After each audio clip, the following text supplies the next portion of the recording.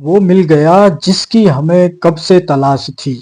ये कब से तलाश थी, असल में मुझे एक वीडियो की तलाश थी। वो मेरे पास में एक वीडियो आई है, जिस वीडियो में कुछ लोगों के चरित्र और उनकी पहचान, उनके रुतबे, वो सब वो वीडियो से पता चल जाएगा आपको ये कैसे लोग हैं। तो वो वीडियो मेरे पास में आई है, मैं वो भी आपको दिखाऊंगा।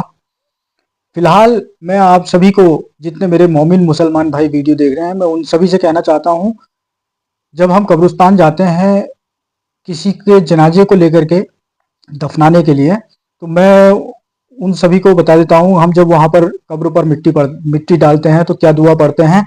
जिन भाइयों को मेरे ये दुआ अगर नहीं आती होगी, तो इस वीडियो के माध्यम से वो इस दुआ को भी सीख जाएंगे और इंशाल्लाह फिर कभी कब्रिस्तान जाएंगे किसी जनाजे के साथ, तो इस वीडियो से आपको थोड़ी सी सीख भी मिलने वाली है। और इस वीडियो से आपको मेरा वजूद भी पता चल जाएगा, मेरा वजूद क्या है। असल में मेरे वजूद के बारे में भी कुछ लोगों ने पूछा था कि क्या वजूद है, तो इस वीडियो में मैं बता देता हूँ क्या वजूद है मेरा।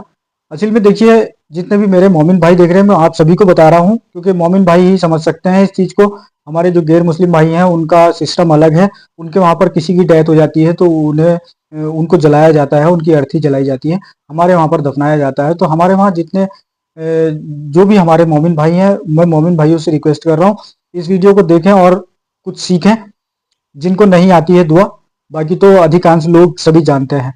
तो जब हम कब्रिस्तान जाते हैं किसी जनाजे के साथ में, तो हम कब्रिस्तान जब पहुंचते हैं, कब्रिस्तान पहुंचने के बाद हम जब मुर्दे को कब्र में लेटा देते हैं, फिर ऊपर से तख्ते लगाते हैं। तख्ते लगाने के बाद जब हम मिट्टी देते हैं, तो हम जो मिट्टी देते हैं मुर्दे को, तो हम 3 मुट्ठी इस तरीके से भर करके वो मिट्टी देते हैं। तो हम पहली मुट्ठी में क्या पढ़ते हैं, ये मैं आपको बता रहा हूँ। जब हम पहली मुट्ठी इस तरीके से भरते हैं, तो हम इस तरीके से भरने के बाद जब हम कब्र पर डालते हैं, तो हम पढ़ते हैं मिन्ना खलकनाकुम। इसका तर्जुमा हुआ हमने तुम्हें इसी मिट्टी से बनाया। फिर दूसरी मुट्ठी भरते हैं इस तरीके से और फिर वो डालते हैं, तो वो डालते समय हम कहते हैं वो फीहा नई दुकुम। इसका तर्जुमा हुआ इसी मिट्टी में तुम मिलाए जाओगे। फिर तीसरी मर्तबा तीसरा लब भर करके तीसरी मुट्ठी हम मिट्टी जब डालते हैं, तो उसमें फिर हम पढ़ते हैं वो मिन्हा नुखरिजुकुम तारतन उखरा। इसका तर्जुमा हुआ इसी मिट्टी से बरोजे हस्र फिर उठाए जाओगे। तो मिट्टी का सिलसिला चलता आया है।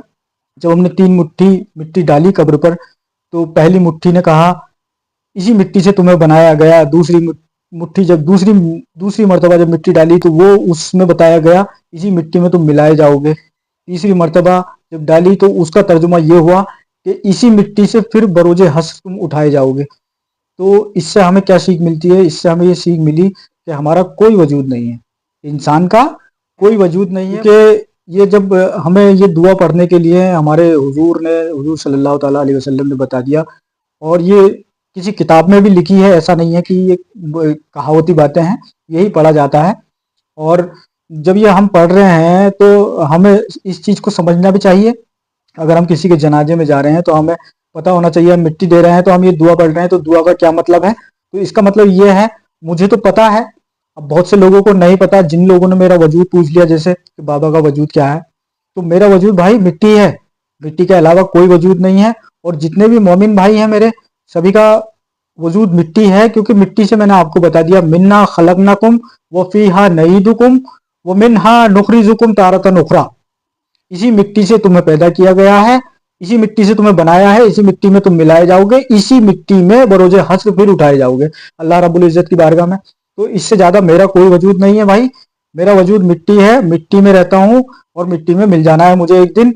और तुम लोग अगर अपना वजूद कुछ और समझ रहे हो, तुम अपने आप को कोई खतरनाक वाला धातु समझ रहे हो, या लोहा समझ रहे हो, या लक्कड़ समझ रहे हो, तो इतनी बात थोड़ी सी अपने दिमाग में रख लो कि लोहा, लक्कड़, धातु पातु जो भी होते हैं, इन चीज को मिट्टी सबको खा जाती है। ये बात ध्यान में रखो। थोड़ा सा अल्लाह से डरो, अल्लाह के खौफ से डरो, और दूसरे के वजूद के ऊपर क्या उंगली उठा रहे हो, क्या नहीं उठा रहे हो, ये पूरा समाज जानता है किसका वजूद क्या है। और मैं तो अपना वजूद कह रहा हूँ कि मेरा वजूद तो मिट्टी है। मैं मिट्टी का बना हूँ, मुझे मिट्टी में मिलना है, और बरोजे हश्र फिर मुझे मिट्टी में अल्लाह के सामने मिट्टी का पुतला बना करके अल्लाह मुझे अपने सामने हाजिर कर लेगा। बाकी इससे ज्यादा मेरा कोई वजूद नहीं है, टेंशन मत लो ज्यादा। टेंशन लेने की कोई ज़रूरत नहीं है। मेरी वीडियो के माध्यम से कोई काम हो जा रहा है किसी का रुका हुआ, तो तुम लोगों को बुरा नहीं लगना चाहिए और किसी को भी बुरा नहीं लगना चाहिए। कोई अंधकार में पड़ा है, अगर वो उजाले में आ जा रहा है मेरी वजह से, तो इसमें भी आपको बुरा नहीं लगना चाहिए।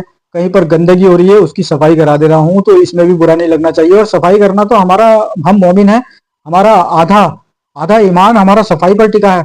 अल्लाह के रसूल सल्लल्लाहु अलैहि वसल्लम इरशाद फरमाते हैं, मोमिन का आधा ईमान उसकी सफाई है। अगर वो सफाई, साफ सफाई रखेगा तो आधा ईमान तो उसका वैसे ही मुकम्मल है, आधा तो बाद में देखा जाएगा। रोजे, नमाज, हज, ज़कात, पहले सफाई तो करो। और मैं सफाई करा दे रहा हूँ, तुम लोगों को बुरा लग जा रहा है। अबे भाई क्या हो गया तुम लोगों को, थोड़ी शर्म करो, थोड़ी शर्म कर लो। और तो मैं साथियों आप सभी को यही बताने वाला था कि मेरा वजूद तो ये है, और मेरे हिसाब से हर मोमिन भाई का वजूद यही होना चाहिए। मिट्टी, इससे ज्यादा तो कुछ नहीं है। हाँ, बात की बात रही, अगर बात है समाज के अंदर, तो ये अल्लाह का एहसान है मेरे ऊपर कि मेरे कोई काम नहीं रुकते हैं, मेरे सारे काम हो जाते हैं। फोन में अगर चाहूँ तो फोन में भी मेरे काम हो जाते हैं, और अगर मैं अपनी वीडियो के माध्यम से कोई काम कराना चाहूँ तो वो वाले काम भी मेरे हो जाते हैं।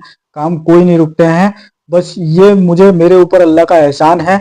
मैं अल्लाह रब्बुल इज्जत से दुआ करता हूँ ये मेरे ऊपर अल्लाह पाक एहसान बनाए रखे, और मैं लोगों के काम आते रहूं, लोगों की समस्याओं को सुन के उनका समाधान निकालता रहूं। तो मैं समाधान निकालता हूँ। कुछ लोगों को बुरा लगता है, बुरा लगने वाली बात नहीं है। मेरी तरह तुम भी करो काम, ऐसा नहीं है। अगर मैं कुछ कर रहा हूँ तो तुम भी करो, आगे बढ़ चढ़ के करो।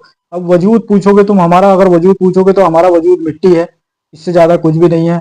मेरा वजूद मिट्टी है, मैं मिट्टी का एक पुतला हूँ।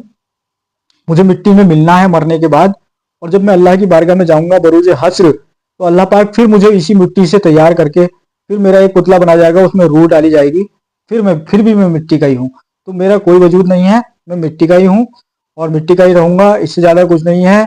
ज्यादा टेंशन लेने की कोई जरूरत नहीं है तुम लोगों को। फिलहाल इस वीडियो को दोस्तों मैं यहीं पर खत्म करता हूँ। मिलता हूँ किसी और वीडियो के साथ। धन्यवाद।